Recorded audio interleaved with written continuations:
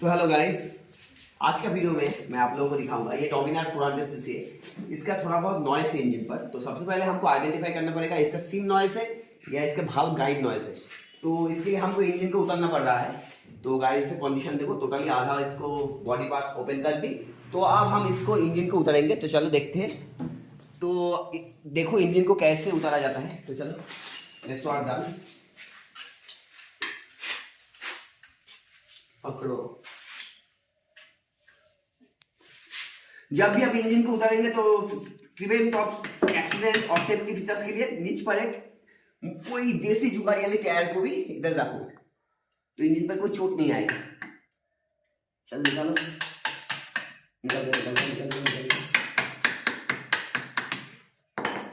इसको दिखा इंजन उतारने के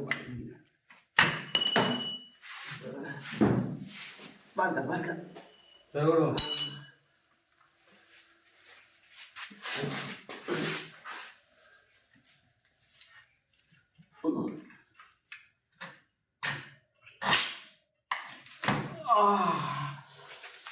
तो ये हो गया इंजन। तो इनका वजन लगभग बहुत ही है हिसाब से। जो बंदा जिम करते हैं तो इंजन लेके जिम कर सकते हो मेरी तरह। मैं एक्चुअली जिम ट्रेनर हूँ। तो ये हो गया इंजन उतारने का काम।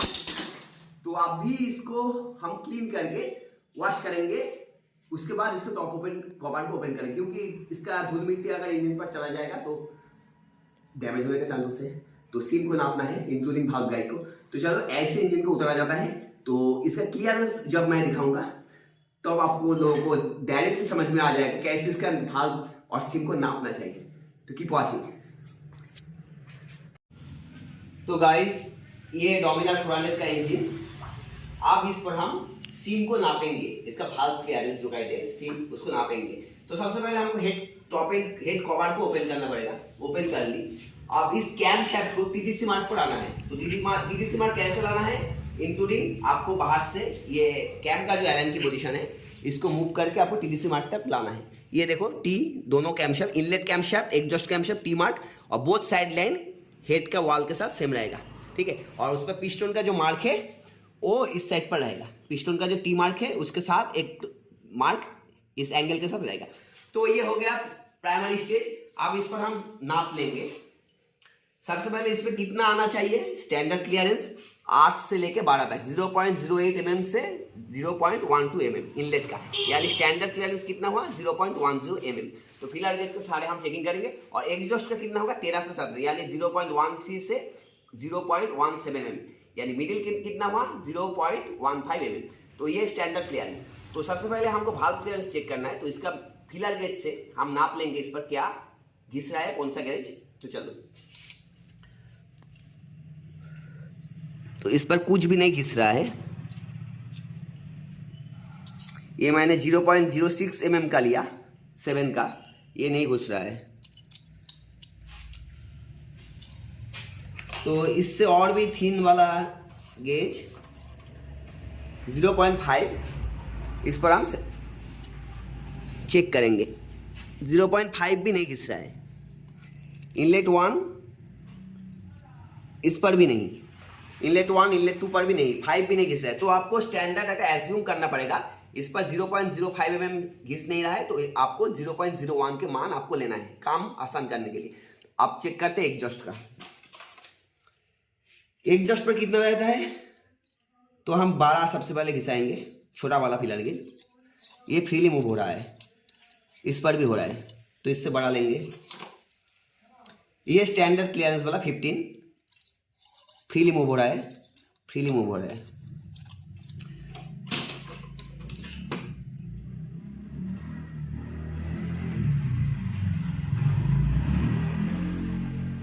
तो इससे बड़ा 20 mm का हमका लेना पड़ेगा।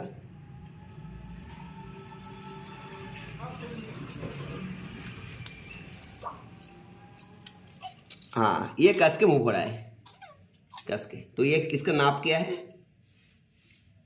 25 mm, यानी इस पे 15 mm ज़्यादा गैप है।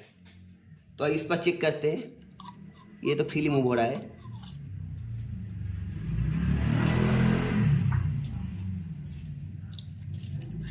ये कस के मूव हो रहा है, इसका नाप है 50 mm।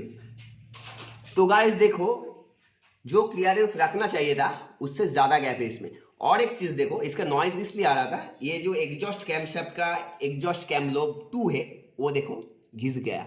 आप ध्यान से देखो, ये था रीज़न इसका। तो ये क्यों घिस गया, इंक्लूडिंग इसके साथ एग्जॉस्ट कैम रिकॉर्ड भी घिस गया, और इसका जो मटेरियल से घिसा हुआ मटेरियल्स वो इंजन ऑयल के साथ मूव हो गया, यानी इसका पंप जो ऑयल सम पंप है इवैक्यूएशन पंप के साथ वो भी डैमेज हो गया, क्योंकि उस पर खराश आएगा ही आएगा इंक्लूडिंग, और इसका क्लच प्लेट भी जल गया। तो सबसे पहले हमको ये कैम शाफ्ट को चेंज करना है, लॉकर आर्म को चेंज करना है, उसके साथ सिम को नाप के फिर से सिम को चेंज करना है, ओपन करने के बाद, और टाइमिंग चेन भी थोड़ा सा लूज है उसको भी चेंज करना है, और इंजन का हेड गाइड है वो भाल्व के साथ फी गाइड का जो फी प्ले है वो भी चेक करेंगे। अगर वो चेंज करना है तो हमको लेथ से मेकिंग करना पड़ेगा, क्योंकि दोबारा गाइड कंपनी से नहीं आता है, इंक्लूडिंग हेड के साथ, और क्लच असेंबली हमको चेंज करना है। तो ये सारी चीज़ करने के बाद फिर से हमको इसको सेटिंग करना है, स्टैंडर्ड क्लियरेंस के साथ सिम को एडजस्ट करना है, फिर उसको कंप्रेशन प्रेशर हमको चेक करके इंजन पर सेटिंग करना है, बस साउंड नया जैसा होगा। तो आपका भी बाइक का कोई साउंड हो, सबसे पहले इंजन को मत ओपन करो, पहले प्रीलिमिनरी स्टेज पर आप इनको चेकिंग करो। यही है चेकिंग प्रोसेस। मुझे नाप लेने के बाद मुझे नाप का आइडिया मिल गया, आप इसको ओपन करेंगे। तो चलो, ये था आज के लिए छोटा सा इन्फॉर्मेटिव वीडियो आप लोगों के लिए, जो खास करके इस बाइक पर काम करने के लिए कोशिश करते हो। तो अगर पसंद आए तो लाइक कमेंट शेयर करना मत भूलिए। चलो बाय।